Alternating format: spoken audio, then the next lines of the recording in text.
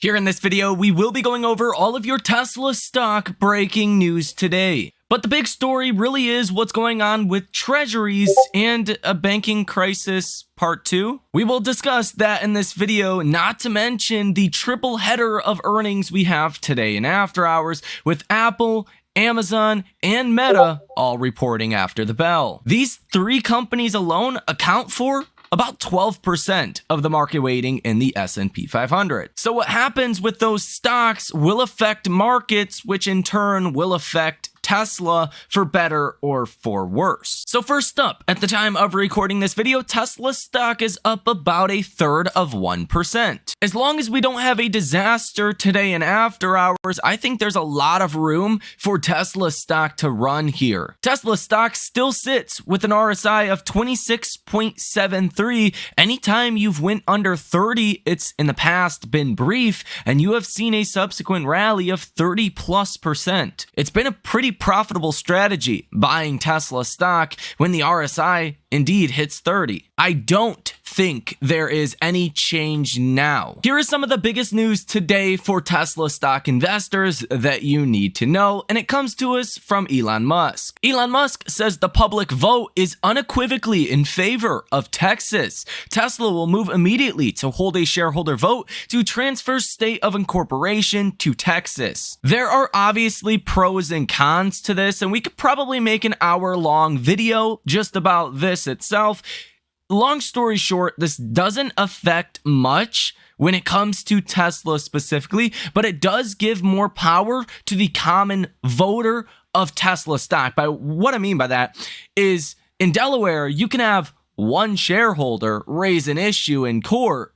If the courts rule in favor of one shareholder, then that could potentially implement policy that would affect 3.3 billion shareholders. As per, that's the amount of shares outstanding in Tesla stock. In Texas, the rules are a little bit different that would lean more towards a majority voting power that would make the decisions for Tesla as a corporation. That's the biggest benefit. There are obviously pros and cons to this, but all in all, it doesn't affect you very much. It can indeed give you a little bit more power and say so in Tesla stock decisions. As I reported last night, Tesla will be building another factory in Nevada using cattle technology. Now, this factory will be 100% owned and operated by Tesla. Cattle employees will help set up the manufacturing equipment, but this, once it's fully ramped, probably the end of 2025, if not 2026, maybe even 2027, who knows?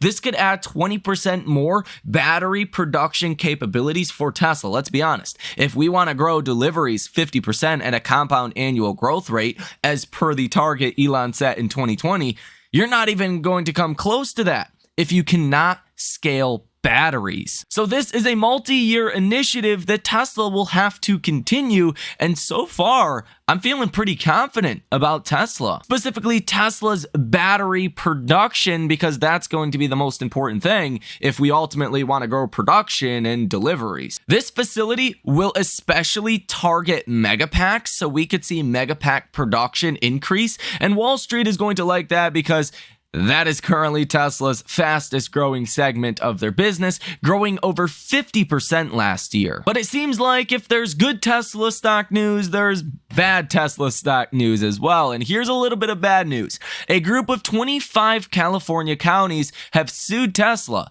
claiming they mishandled hazardous waste at its facilities across the state. The lawsuit seeks civil penalties and an injunction that would require Tesla to properly handle its waste in the future. I mean, obviously, if Tesla's dumping hazardous waste, that's a problem and they need to fix that.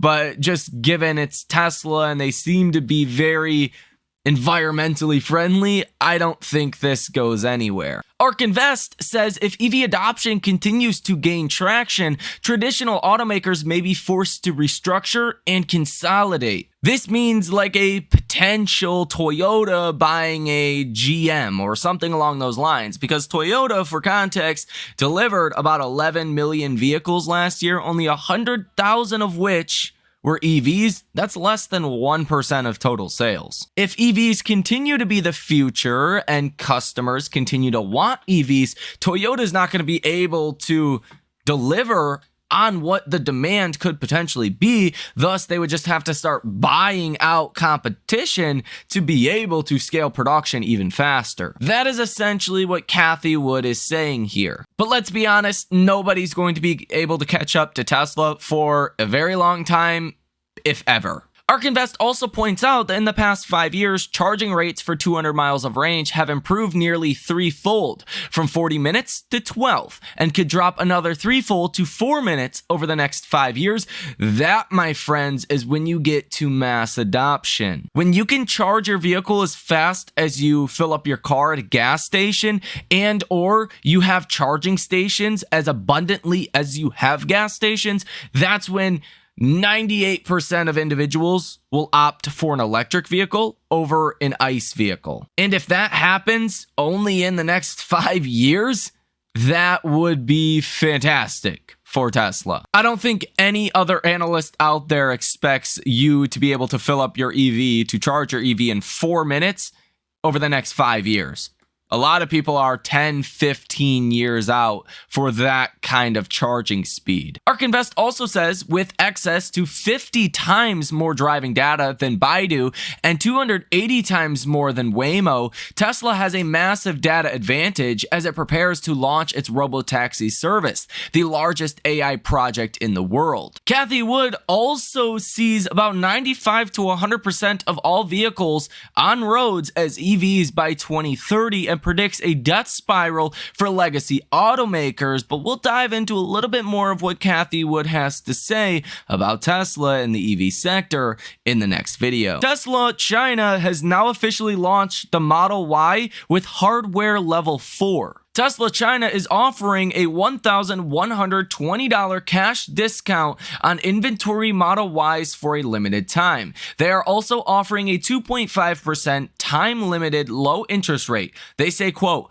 order any model of Model 3, Y, S, and X before the end of March and deliver it, and the annual rate can be as low as 2.5%. Now, I think it's important to know that China's 10-year government bond is 2.49%, so this is not too far off of what a 10-year bond yields. That's important because most lending for things that are cars or homes or lines of credit revolve around 10-year treasury. So if 10-year treasuries are 2.5%, then your typical auto loan is going to be a couple percentage points higher than that. So in all reality, if Tesla is looking to subsidize a lower interest rate for customers, it may not be that expensive. For an example, if you assume the average Tesla is selling in China for about $43,000, and let's say if the 10-year treasury yield in China is 2.5%, let's round up a point, well, an auto loan might go for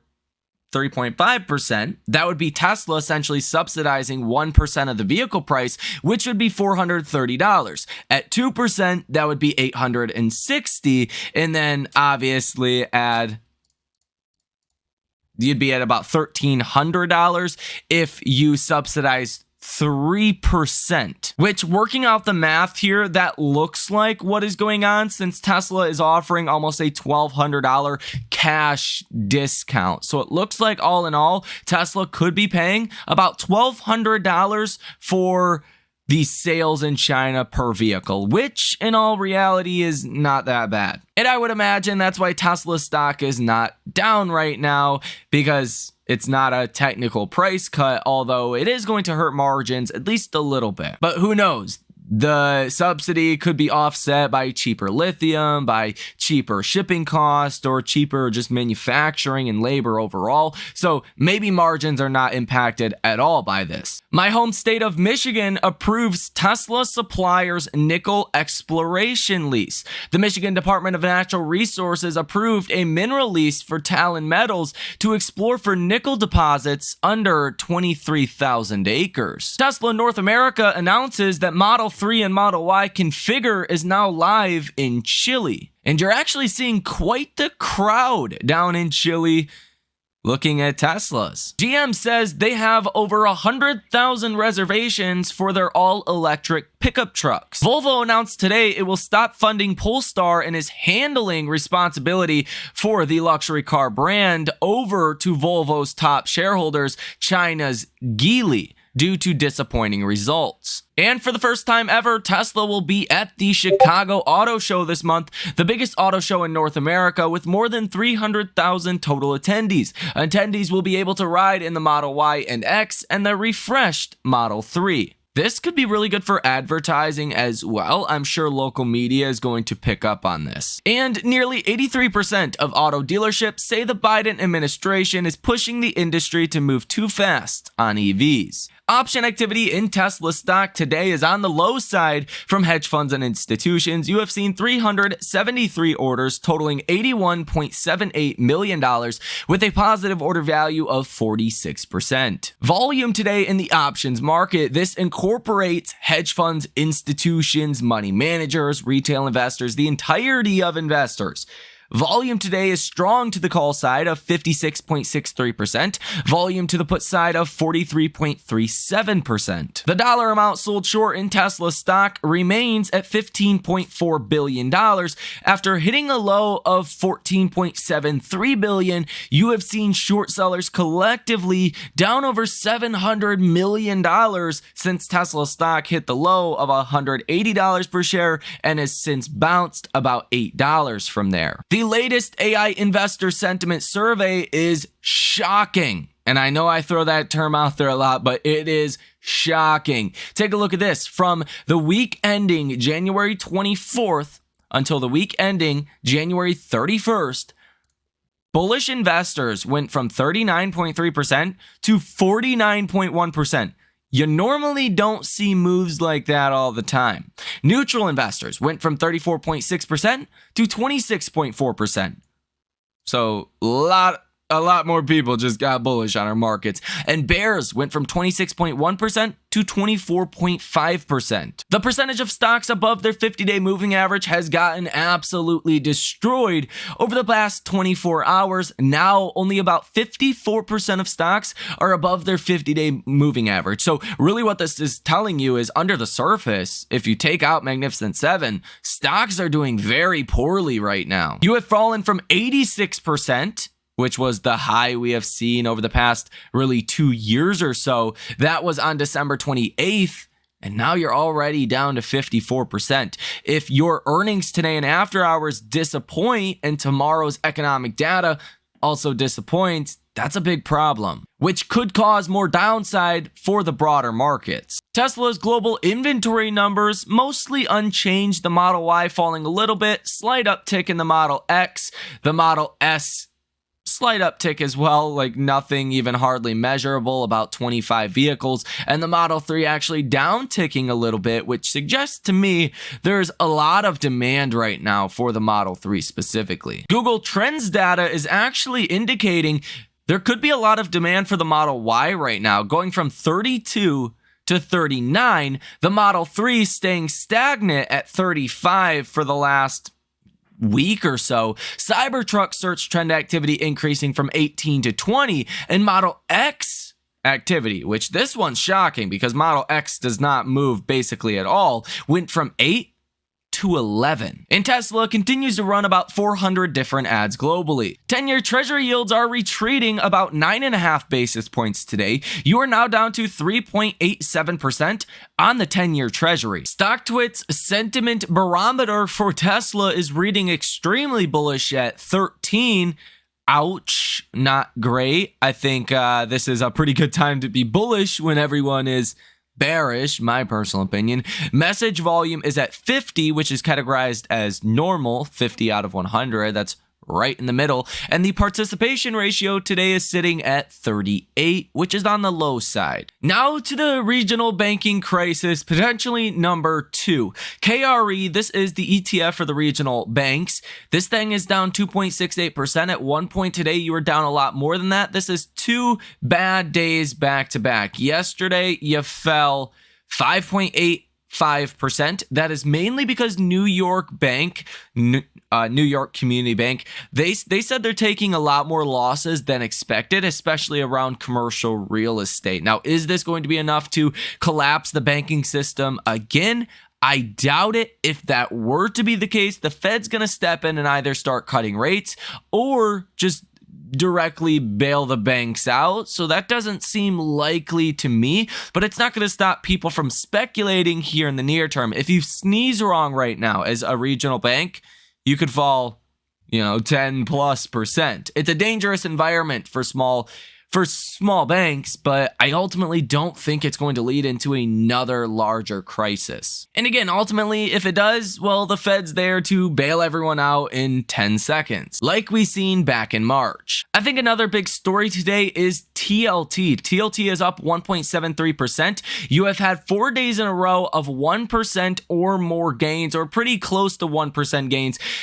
We actually hit a trade in the trading community we bought 50 of the weekly TLT $99 calls. At one point today, you were almost at $99. We bought those for $2 a piece the day before Powell. So on Tuesday, for $2 a piece, 50 of them. You know what they hit today? $52 a piece. That was a profit of almost $3,000 from $100 that I initially spent in the trade. If you guys want to come see that trade and come grow, come learn, come trade with us, how we're doing hitting these monstrous trades, check out that link down below in the description of this video. Now, granted, I did sell out a little too early, but still, nonetheless, very successful trade. Congratulations to those of you guys in the trading community that did hit that. Now, let's look at Tesla's technicals, because TLT rising, this is great for regional banks. This is more specifically good for interest rate sensitive names, because when TLT rises, that means 10-year treasuries are falling, as we just went over. The markets will wake up either tomorrow or next week or the week after that and say, wow, 10-year treasury yields have plummeted. Valuation should probably be going higher for interest rate sensitive names. That does include probably to the largest extent out there, Tesla stock. Tesla stock is really just consolidating and trading here near the lows. Now, the low is $180.06 per share. I do believe Tesla stock is going higher from here. We're currently at $187.53 per share. I really like the risk to reward, how we're set up. Tesla stock is priced for bad news. Everyone's expecting bad news. So when good news comes out, it can have a disproportionately very positive effect on Tesla stock. And I do think we're going to get more good news here rather than bad news. I believe Elon and the Tesla board realizes they're walking on eggshells. They didn't give guidance. They didn't give margin guidance. And the stock punished them for that. Tesla's like literally the only stock that has dropped, that I've ever heard of, that has dropped 10%, 9 to 10%. For 4 quarters in a row. Tesla cannot afford to be cutting prices right now. Wall Street would punish Tesla stock, so I don't think that is likely going to happen. Really, when you look at all of the different gauges that I like to look at, like the MACD, that looks extremely bearish right now. If you look at the RSI, that is at 26.48, which is basically unheard of for Tesla to stay at under 30 on the RSI, but we're doing it. So why do I like that setup if it looks so bearish? Because it's so bearish, odds are it gets better from here. Maybe that's not as quickly as what we're previously used to, but just because Tesla did not give guidance, delivery guidance, or margin guidance, that doesn't mean numbers are going to come in bad, whereas Wall Street has lowered their expectations a lot. So good news via weekly insurance registration numbers, or good news via no more price cuts, or maybe some price increases as we get later into 2024, or as 10-year treasury yields are continuing to fall. That is really good news. Tesla stock is not pricing in basically at all. I think in the near term, Tesla stock could reset higher to about $200, $205, $210 per share without any crazy big good news. Just as long as the markets continue to do well, I think we will see Tesla stock start to outperform. Again, especially as 10-year treasury yields have fallen, the writing is on the wall for this. Now, that's specifically what I said quote, the writing is on the wall for this in terms of the TLT trade that we hit over the past couple of days. I literally said it over and over again in the trading community, and lo and behold, it hits a 2,000+% gainer. And this time, I do think the writing is on the wall for Tesla stock to go higher. Now, I don't know Elon. I don't know if they plan to cut prices again. If there are planned price cuts, that obviously would mean I am wrong, and Tesla stock could fall to about the 170 level pretty easily from here. That would be a drop of about $17 per share. That would be a percentage drop of about 9%. I don't think that would be too difficult to do in the following days following another price cut. I think the ultimate bottom will come in around 150 unless the floor gives out of the market, some kind of black swan event happens, or we quickly head into a recession, which at this point would kind of be a black swan event in and of itself. Let me know what you think about all of this information down below in the comment section. Hit the like button as well as subscribe to the channel. And as I previously just said, if you guys want to come trade with us, that link down below in the description of this video is how you get access to that one. It shouldn't be your end all be all. We don't provide all the answers, but I think it's a very valuable tool for very inexpensive cost. That TLT trade alone could literally fund that trading group. Let's just go ahead and do the math there. So that one trade we just hit on TLT, if you bought when I did and you sold when it hit $50 per contract, that would fund the cost for the trading community for 10.5 years. So if you guys want to join, check out that link down below in the description of this video. Thank you for watching. Enjoy the rest of your day, and I will see you at 8 p.m. tonight.